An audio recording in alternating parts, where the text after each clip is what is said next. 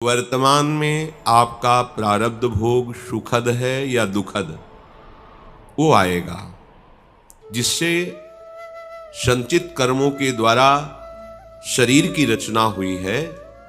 वो दो ही प्रकार के कर्म हैं, शुभ और अशुभ। शुभ पुण्य, फल अनुकूलता, अशुभ पाप, फल प्रतिकूलता, जिसे सुख और दुख कहते हैं। ये अवश्यमेव भोक्तव्यम, कृतम कर्म शुभाशुभम। जिस संचित कर्म से कुछ कर्मों का परिणाम निकाल करके इस शरीर की रचना हुई है, उसमें जो शुभ अशुभ मिश्रित है वो सुख दुख आएगा। पर जो आप भजन कर रहे हैं, ये आपको ऐसी सामर्थ्य देगा कि आप उस सुख में अभिमान में नहीं आएंगे और दुख में आप शोकित नहीं होंगे। आपको दुख सुख से बचाकर अखंड आनंद में ये भजन विश्राम देगा। पर भजन प्रयत्न पूर्वक करें, सतत करें और महत्व बुद्धि रखें कि इससे बड़ा कोई संपत्ति नहीं है, भजन से बड़ा कोई मित्र नहीं है, भजन से बड़ा कोई हमारा रक्षक नहीं है, भजन से बड़ा कोई आनंद नहीं है। और ये सत्य है। इसके अलावा जितना भी ब्रह्मा के द्वारा रचा हुआ प्रपंच है, ये मायाकृत है। मायाकृत, जो है नहीं पर दिखाई दे रहा है। सत्य है सच्चिदानंद प्रभु का नाम, रूप, लीला, धाम। प्रभु श्री कृष्णचंद्र जो भूत भविष्य वर्तमान सबको वर्तमान की तरह ही देख रहे हैं, उन्हें सब दिखाई दे रहा है। ये जीव क्या था, क्या है, क्या होगा, क्या कर रहा है, क्या किया था, क्या करेगा, सब उन्हें पता है। वो आदेश कर रहे हैं, प्रयत्नाद्यतमानस्तु योगी संशुद्ध किल्विषः अनेक जन्म संसिद्धस्ततो याति पराम गतिम। जो उपासक प्रयत्न पूर्वक यत्न करता है भजन का, प्रायः वार्ता में ऐसे बोलते हैं कि हमारा तो भजन होता नहीं, कुछ बोलते हमसे भजन नहीं होता। दोनों बातें आप स्वयं अपना नाश करने के लिए बोल रहे हैं। आप राजी हैं मन बुद्धि की चाल में चलने से, इसीलिए आप ऐसा बोल रहे हैं। ये भव समुद्र संसार तुम्हें डुबोएगा, दुख देगा, कोई तुम्हारा साथी नहीं है। भजन ही तुम्हारा साथी है। भजन जो पहली बात कि हमसे होता नहीं, तो भजन होता है सिद्ध महापुरुषों का, जिन्होंने श्वास और नाम को एकम एक कर दिया है। श्वास श्वास सुमिरन करे, दुविधा रहे न कोई। प्रत्येक क्षण नाम में डूबे हुए हैं। अब उनको नाम जपना नहीं पड़ता, स्वाभाविक चलता है। जो कहते हैं हमसे भजन नहीं होता है, ये आपकी मानी हुई प्रमाद स्थिति है, क्योंकि आप में क्रिया शक्ति है। आप उस क्रिया शक्ति का प्रयोग शास्त्र विरुद्ध आचरणों में करते हैं। आपका मन मलिन हो गया है, पाप अधिक मात्रा में हो गया है, इसलिए आपके अंदर ऐसी भावना बन रही कि मेरे से भजन नहीं हो सकता। ये पाप का लक्षण है। पापवंत कर सहज स्वभाव, भजन मोर तिहि भावन काऊ। जब हमारे पाप अधिक हो जाते हैं तो भजन करने की भावना का ही वो नाश कर देते हैं। हमसे नहीं हो पाएगा ये सब, पाप अधिक हो गए।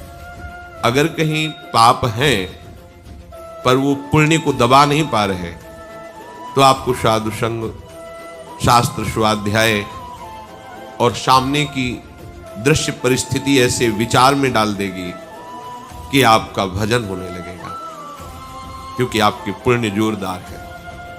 अगर पुण्य को दबा करके पाप ऊपर बढ़ गया है, तो फिर यही बात आएगी हमसे भजन नहीं होता। इसके लिए भी उपाय भजन ही है। जबरदस्ती भजन करो। जरूरी थोड़ी जब हम पैसा कमाने जाते हैं कि हमें मनोनुकूल ही काम मिले। अब हमको ले गया अपनी लेबरी कराने के लिए, 8 घंटे के हमको 500 रुपए देगा। अब वो जो चाहे झाड़ू लगवावे, ईंट पत्थर ढुलावे, कुछ भी करे, तो हम मन को राजी कर लेते हैं 500 रुपए के लिए। 8 घंटे में 500 रुपए मिलेंगे। इसकी गाली भी सह लेते हैं, इसके कहे हुए अनुसार क्रिया भी कर देते हैं, तो हमें परम पद मिलेगा, महान सुख मिलेगा, समस्त दुखों से निवृत्ति हो जाएगी। ये जीवन की शाम होते होते आपको मिल जाएगा। सही ढंग से भजन करो। तय बालक नहीं भरे शयानब, काहे कृष्ण भजत नहीं नीके। ठीक से भजन करो। क्या ठीक से? कुत्सितवाद विकार पर धन, सुन सिख मंद परती बंचु। गंदी बातें सुनना बोलना बंद करो। काम क्रोध लोभ मोह मद मत्सर, ये विकार तुम्हारे नाश में तत्पर हैं।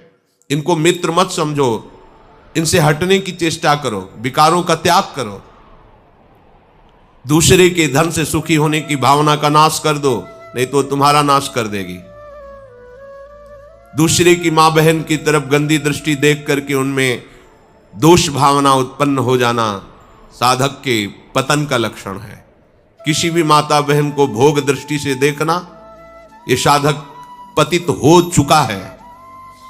पतन हो जाएगा नहीं, पतित हो चुका है, इसलिए उसकी ऐसी दृष्टि है।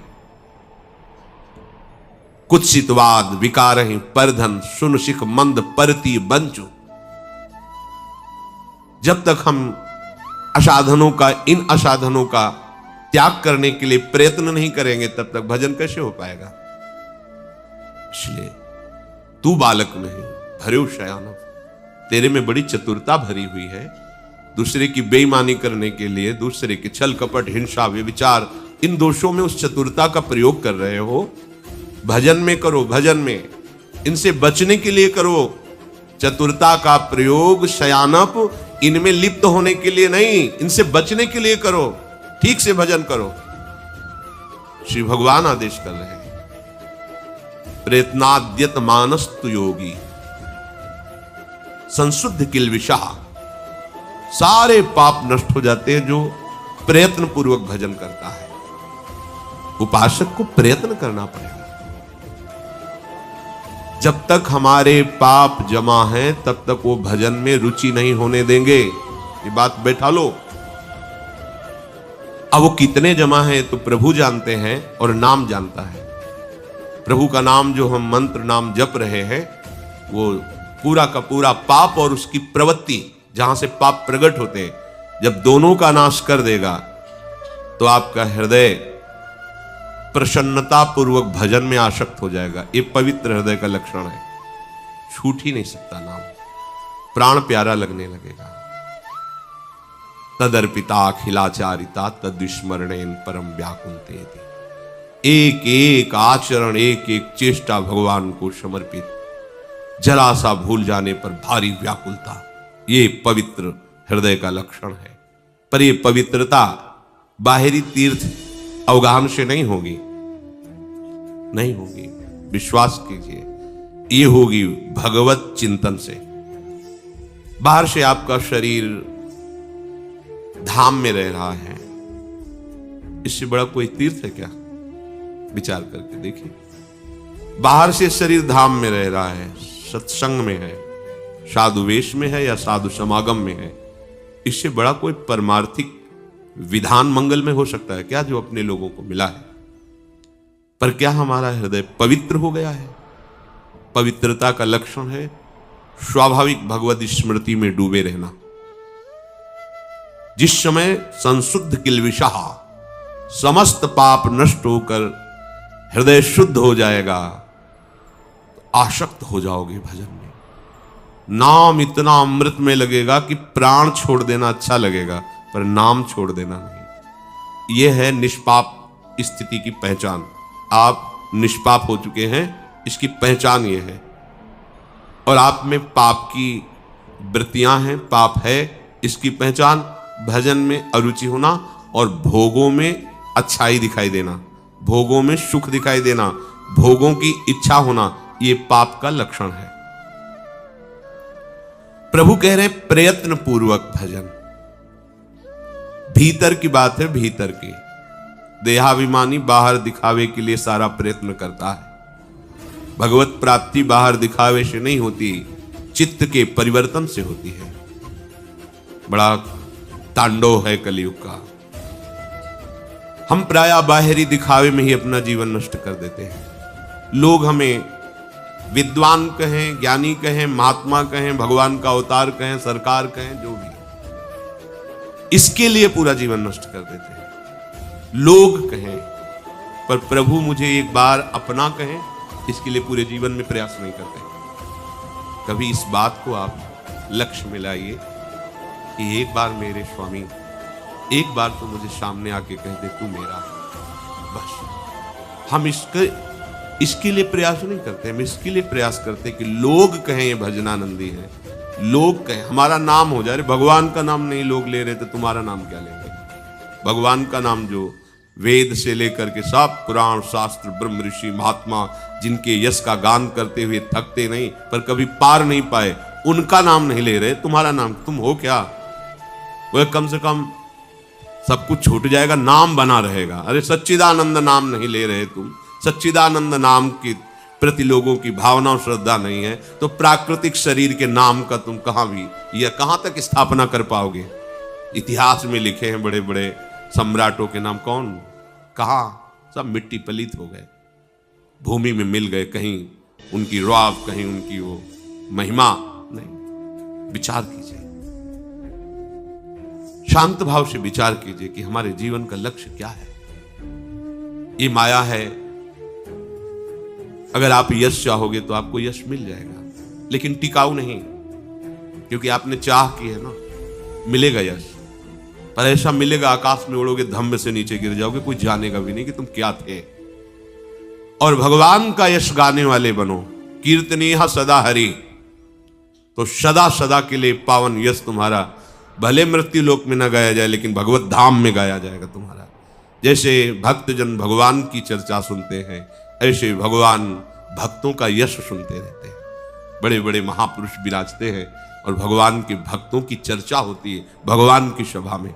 उसी सभा में तो दुर्वासा जी को पता चला था कि सर्वश्रेष्ठ महान भक्त इस समय अम्बरीश जी भूतल पर विराजमान, तभी तो उनकी परीक्षा के लिए आए थे कि मेरा नाम नहीं लिया गया सर्वश्रेष्ठ में, अम्बरीश जी का नाम नहीं। जैसे हम भक्तों का एक व्यसन है, एक आसक्तिमय जीवन है कि हम भगवत चर्चा किए और सुने बिना नहीं रह सकते, ऐसे ही भगवान का एक व्यसन है, वो अपने भक्तों की बात सुने बिना नहीं रह सकते, वो भक्तों की चर्चा सुनते हैं। सोचो, अखिल लोक चूड़ामणि जिनके लिए वेद नेति नेति कह के महिमा का गान करते हैं, वो प्रभु अपने भक्ति की महिमा सुनते हैं। ये मिलेगा आपको। मृत्यु लोक के प्राणी तो कुछ चंद दिनों के लिए हैं, ये सब मरेंगे, क्योंकि इसका नाम मृत्यु लोक है। इनके शरीरों का परिवर्तन होगा, ये स्थायी नहीं है। अधिक से अधिक 100 वर्ष। 100 वर्ष कितना है? ब्रह्मा की आयु में ऐसे कमल में पंखुड़ी में सुई छेदा गया, यहां का 1 वर्ष हो गया। क्या है तुम्हारा जीवन? प्रयत्न पूर्वक भजन। जिनके लिए हमारा जन्म हुआ है, उन प्रभु के लिए हम कैसे भ्रमित हो जाते हैं। 4 लोग प्रणाम कर लिए, हम इसी को अपना लक्ष्य मान लेते हैं। 4 लोग वाह वाह कर दिए, हम इसी को अपने जीवन की तपस्या का फल मान लेते हैं। कैसी हमारी अभी मूढ़ता गई नहीं, अभी हृदय मलिनता गई नहीं। अरे एक बार प्रिया प्रीतम सामने आ गए, दोनों हमको मुस्कुरा करके देखें, अपना कहें, ये हमारे जीवन का लक्ष्य है। संसार अपमान करे, निंदा करे, क्या फर्क पड़ता है? हमारे प्रीतम हमें प्यार करें, इससे बड़ा सुख क्या? प्रीतम की तरफ से विमुख हो, सब वाह वाह कर रहे, तो क्या कुछ हाथ नहीं लगेगा। ठीक से प्रयत्न करो। तू बालक नहीं भर्यो शयानब, काहे कृष्ण भजत नहीं नीके। ठीक से भजन। देखो महाप्रभु कह रहे हैं, तन ही राख सत्संग में मन ही प्रेम रस भी। सत्संग में आना कोई साधारण बात नहीं है। जब द्रवहि दीन दयालु राघो तो साधु संगत पाए।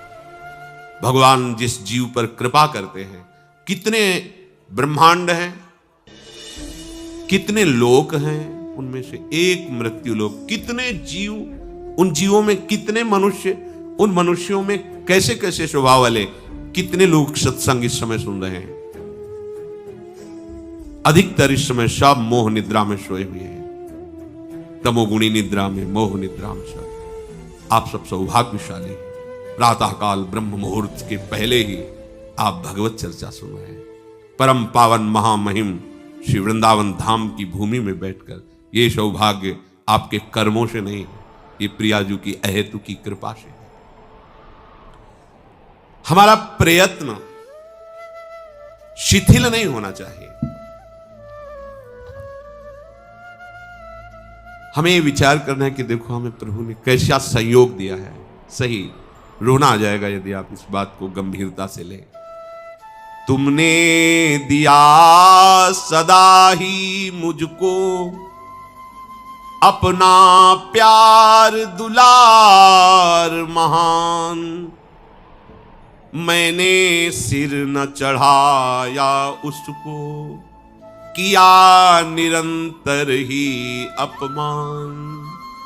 मैं कृतज्ञ अति नीच नराधम, सभी भांति अतिहीन मलीन। दीन बंधु ने दोष न देखे, अपना लिया जान जन दीन। जैसे स्नेहमयी मां शिशु का, मल धोती नहलाती आप। स्नेह सिंधु तुमने वैसे ही, किया विशुद्ध मिटा मलताप।